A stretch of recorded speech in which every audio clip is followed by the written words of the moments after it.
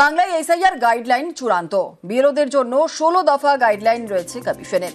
4 November থেকে বাড়ি বাড়ি বিএলওরা এবং প্রত্যেক ভোটারের নামে দুটি ইমিউনাইজেশন ফর্মে ভোটারের ছবি সহ পার্ট এবং বুথ নম্বর। ভোটারকে না পেলে বাড়িতে ফর্ম দিতে হবে, আর ফর্ম জমা দিতে কোনো নথি দিতে হবে না।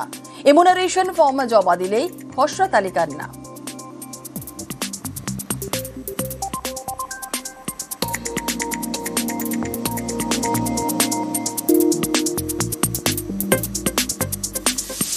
Bangla SIR form exclusive. কেমন হবে এসআইআর এর ইমিউনাইজেশন ফর্ম? 4 তারিখ থেকে বাড়ি বাড়ি বিএলওরা এসআইআর এর ফর্ম। নিউজ 18 বাংলার হাতে।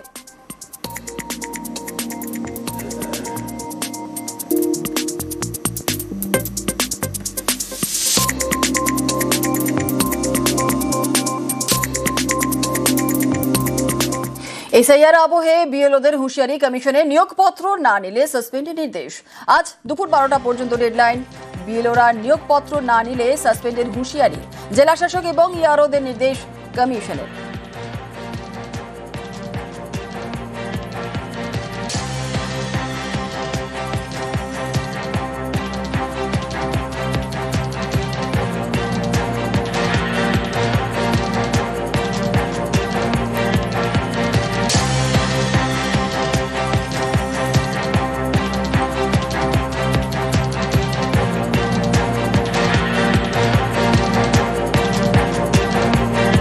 এসআইআর চালুর পরই এজেন্টদের নিয়ে বৈঠক তৃণমূলের। আজ তৃণমূলের বুথ লেভেল এজেন্টদের হবে বৈঠক। তৃণমূলের বিএলওদের নিয়ে বৈঠকে শীর্ষ নেতৃত্ব। আজ বিকেল 5টায় এজেন্ট বৈঠকে তৃণমূল।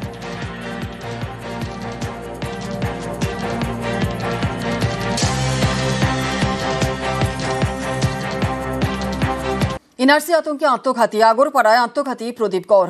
আজ এলাকায় প্রতিবাদ মিছিল তৃণমূলের, নির্দেশ অভিষেকের। বিজেপিকেও এক হাত তৃণমূল সাংসদের।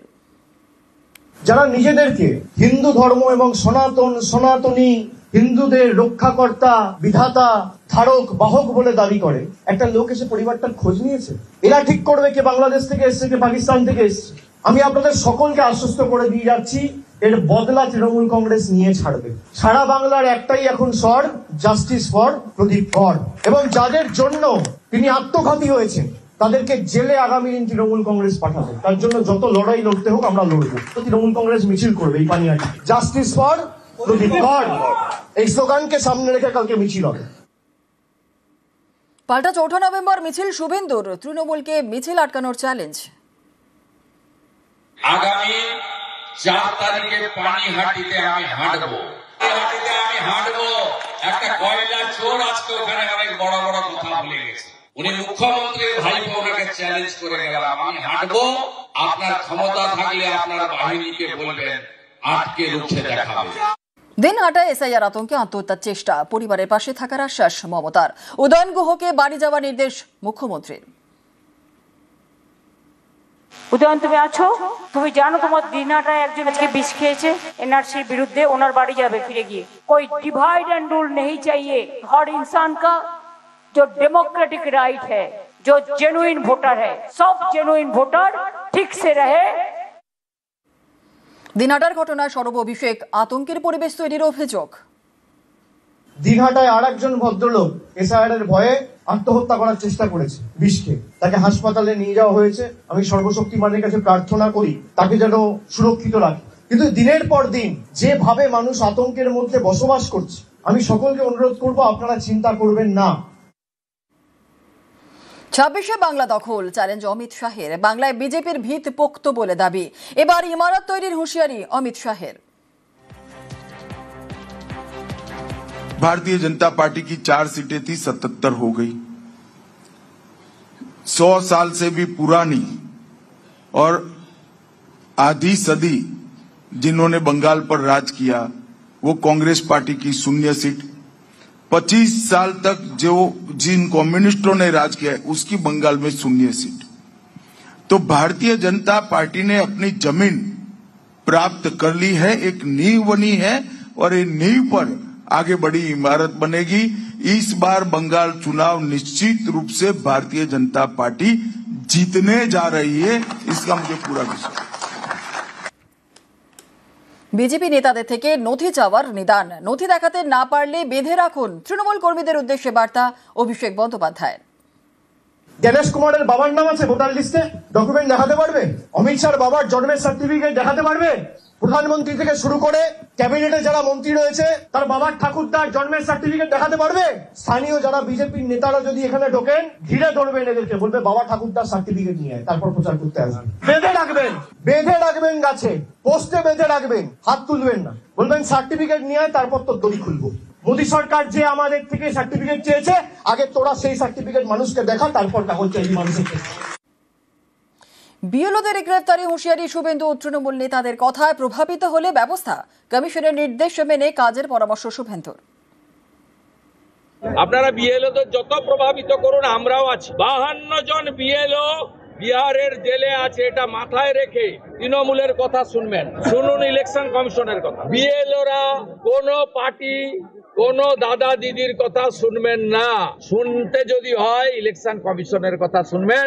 আপনি ভাবছেন বিহারের পুলিশ নীতিশ কুমারের হাতে ছিল তাই জেলে গেছি, এখানের পুলিশ বাধ্য হবে আপনার বিরুদ্ধে ব্যবস্থা নিতে। আর পুলিশ যদি বাধ্য না হয়, সর্বভারতীয় রাজনৈতিক দল হিসেবে আমরা যেখানে গেলে আপনি জেলে যান সে ব্যবস্থা করব। অভিষেকের নিশানায় গণেশ কুমার, বিজেপির পছন্দের ভোটার বেছে দিচ্ছেন মুখ্য নির্বাচন কমিশনার। সিইওকে আক্রমণ তৃণমূল সাধারণ সম্পাদকের। এই ভদ্রলোককে পাঠানো হয়েছে জাতীয় নির্বাচন কমিশনে যাতে ভোটার আর ভোট দিতে না পারে। আগে মানুষ ভোট দিয়ে সরকার নির্বাচিত করত, এখন সরকার পছন্দের ভোটার বেছে নিচ্ছে। গণেশ কুমারের মেয়ে ইন্ডিয়ান অ্যাডমিনিস্ট্রেটিভ সার্ভিসে চাকরি করে, এসআইআর ঘোষণা হওয়ার পরে তাকে নয়ডার জেলা শাসক করে দায়িত্বে বসানো হয়েছে। গণেশ কুমার মানে জাতীয় নির্বাচন কমিশনের মুখ্য নির্বাচন কমিশনের আধিকারিক। তার যে জামাই মনীষ বানসাল, তাকে সাহারানপুরে ডিএম করে এসআইআর অ্যানাউন্স হওয়ার একদিন পরে দায়িত্ব দিয়ে পাঠানো হয়েছে। এটা কাকতালীয় না কোইন্সিডেন্স? হতাশা থেকেই আক্রমণের অভিযোগ তৃণমূল সাধারণ সম্পাদককে কটাক্ষ শুভেন্দু অধিকারীর। বুঝেছে যন্ত্রণায় আছে, রাতে ঘুমাতে পারছে না, ক্ষমতা হারানোর ভয়ে আছে, ভাইপো জেলে যাবে, সেই আতঙ্কে যন্ত্রণাতে এসব কথা বলছে। 4 ভাই বোন এনআরসির আওতায়, কি হবে তাদের? সুইসাইড নোটে নাকি এমনই লিখে গিয়েছেন নাগরপাড়ার প্রদীপ কর। প্রতিবেশীদের দাবি, এসআইআর ঘোষণার পর এনআরসি নিয়ে তার আতঙ্কে আরও বেড়ে গিয়েছিল।